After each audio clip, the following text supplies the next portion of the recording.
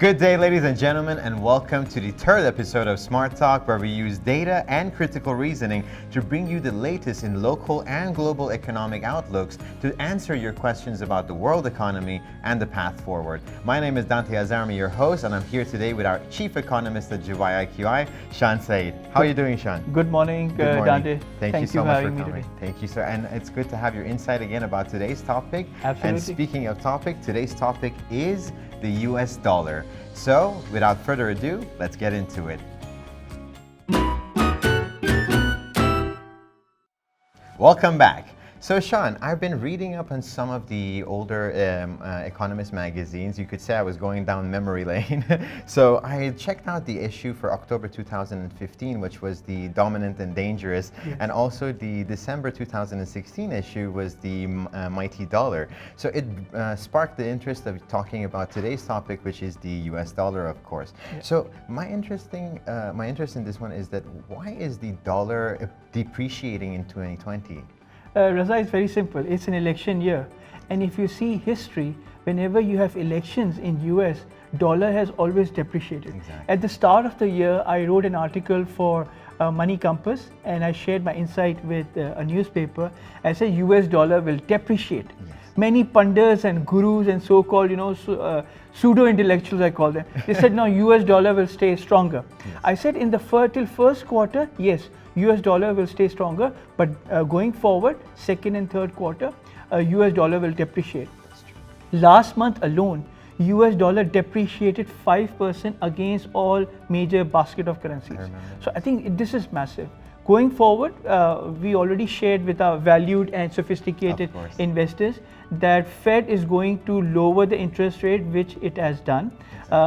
US dollar will continue to depreciate, and moving forward, Fed will not increase interest rate till December 2022. Wow, okay, that's interesting. So that's a long haul. So we are not expecting US or any of the central banks to raise interest rate. They will keep the interest rate low. So we are heading towards lower interest rate regime. Exactly. So you heard that we're going through a lower interest rate regime right now. And of course, I wanted to check with you, Shan, are investors losing confidence in dollar? Dante, that's a very relevant question. Yes, investors are losing confidence, and why gold is getting appreciation in the last 2 to 3 months. You have seen gold has skyrocketed. Exactly. Almost it has gone up by 35% year to date.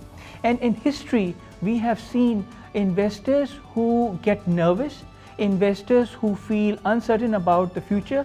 They have always taken position in two asset classes. Exactly. One is real estate, and the other is gold. Exactly. And history has taught us whenever investors are not confident about US dollar, the first thing that they will look at is gold. So right now, a lot of investors, they are pulling their funds out of US dollar, they are offloading the US dollar, and they are parking funds in gold. And last night I was in Pakistani TV channel. I said, who made the first call? We are saying at Juwai IQI that gold prices will be trading between 3,000, I repeat, $3,000 and $5,000 per ounce. Right now, when I speak, it is 7th August, gold is trading at $2,071 per ounce. So just imagine, it's going up. It's surging. Yeah. It is just like a train coming at you. Exactly. And you're not going to stop it by standing in its way. Exactly. And gold is on fire. Exactly. Silver is on fire. That's true. That's Yeah. true. Well, some of the most important asset classes are real estate and the metals, and of course, in Absolutely. metals, gold is just surging up right now. Yes, yes, Perfect. yes, Perfect. yes. And that brings me to also ask: is QE having any impact on the market right now? No, not at all. I was in US when QE started in December 2008. And I have been sharing what my professor said in one of the events that I attended in Chicago in November 2014. He said QE has borrowed future growth rate, and this is not sustainable. And we have seen QE 1, 2, 3, 4, helicopter money, accommodative monetary policy, but this is not working. The thing that US government needs and American economy needs is productivity. People are not productive. So when people are not productive, they can't contribute to the economy with amount of QE, imprinting money, the velocity of money, it doesn't help. So I think QE has got zero impact on the economy. Well, you heard it. QE's got zero impact. That's sad. Well, how about this, Shan? In the second half of 2020, what's going to happen with dollar? I think dollar will continue to stay lower. We are not expecting a dollar to surge. It's very simple because American central bank Fed, they want to keep US dollar low in order to make economy competitive, especially the exports competitive. Exactly. But in my opinion, the consumers and investors, they're losing confidence in US dollar. When yields are going down, 10-year T-bill yields are going down, it's a signal that investors are feeling nervous. And whenever investors are feeling nervous, you will see there is a liquidity crunch. Yes, you print money, but at the same time, people are holding onto their funds. They are not parking funds in the equity market or bond market. Yes, equity markets are going up, but I think going forward, H2, US dollar will stay lower, gold will continue to upsurge, and we will see a lot of movement, especially in commodities, and we will see a lot of movement in the bond market. Exactly. And well, I'm very excited to see the surge of gold right now because it's going really fast. You know, it's like you said, it's like a train right coming at you. Yes, and you're not going to stop it by selling it. Yeah, exactly. Yes. Don't do that. No. Okay. So, Shan, I also wanted to ask you. So, no interest in dollar. So, do investors actually have any confidence left on Fed? I think investors, they don't have confidence in Fed, and markets are not settling down very soon.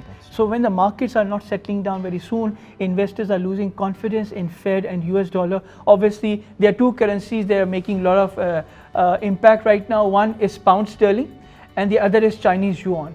I was talking to someone. He said, "Why did you say about Chinese yuan on 7th January 2011?" I said, Chinese yuan is the currency in emerging markets. And at that time when I was speaking in New York, people were laughing at me. People were saying, oh, Shan has gone bonkers, you know, and Shan doesn't know anything. So I think time has proven Chinese yuan and pound sterling are the currencies to watch along with Swiss franc. Exactly. Well, it looks like people are biting their words now. Oh, yes. Well, that was it for today. Thank you so much for giving us the insight. Dante. Thank you so much. And of course, if you have any more topics in mind or if you have any other questions, be sure to leave them down in the comment section. And if you have any feedbacks, be sure to send us and we'll make sure to feature it in the next episode. Thank you very much for watching us. And of course, like always, think sharp, talk smart, and have a nice day. Bye-bye. Bye-bye.